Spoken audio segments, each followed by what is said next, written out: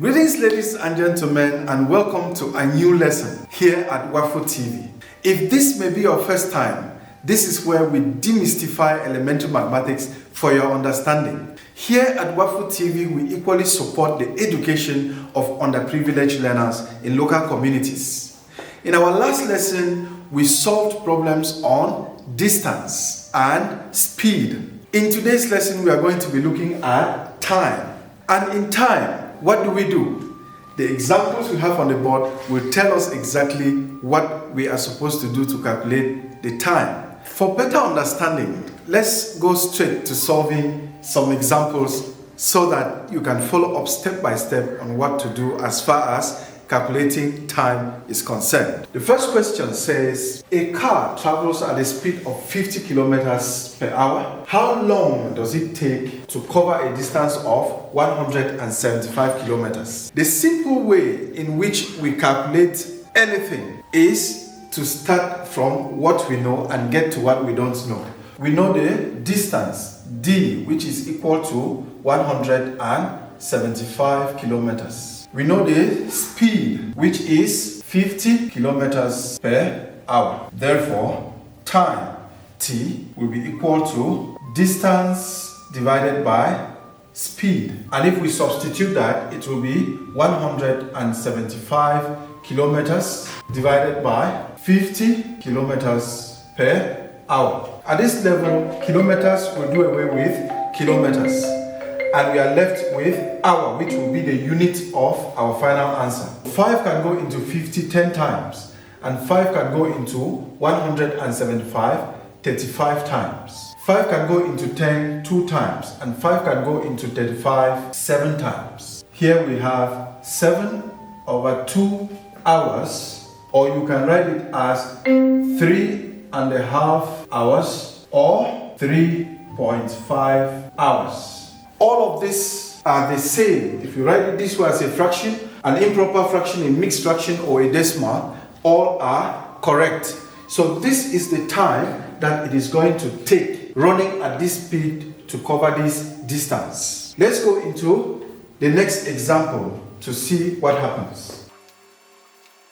Example 2 says, a driver did a journey of 224 kilometers at an average speed of 56 kilometers. How long did the journey take? That's for A.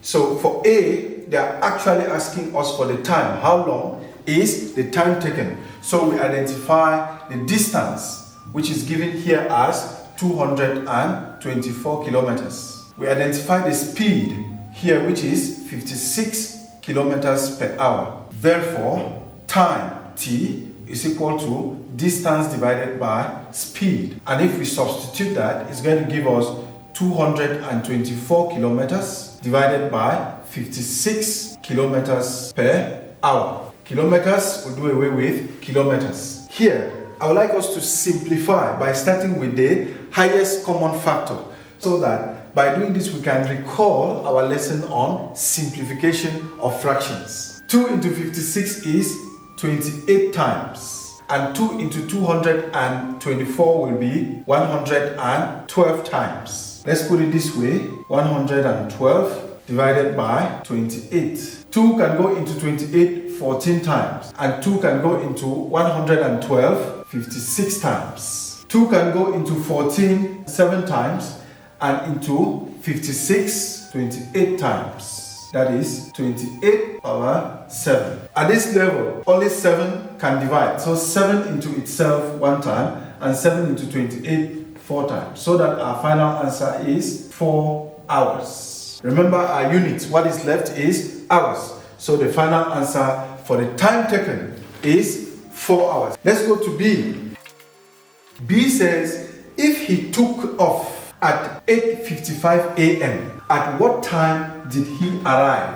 Here you have to be a little bit careful because you are supposed to identify departure time, and they're asking you for the arrival time. So we identify departure time and add to the time taken. So we start by identifying departure time. I will abbreviate it as DT.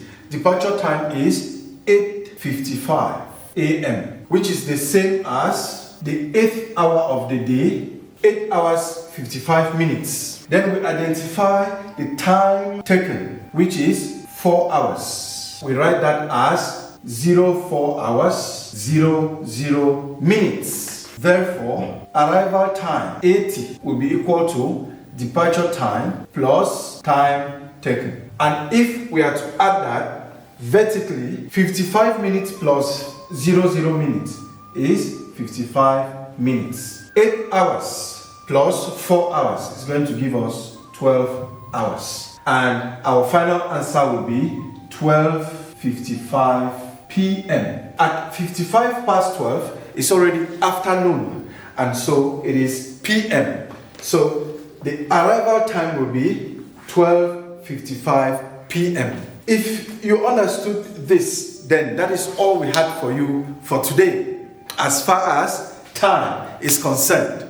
And because of this particular question, it has pushed us to take time in our next lesson. So in our next lesson, we are going to be doing addition and subtraction of time. Don't miss this because it's going to be an interesting lesson. See you in our next lesson. Thank you.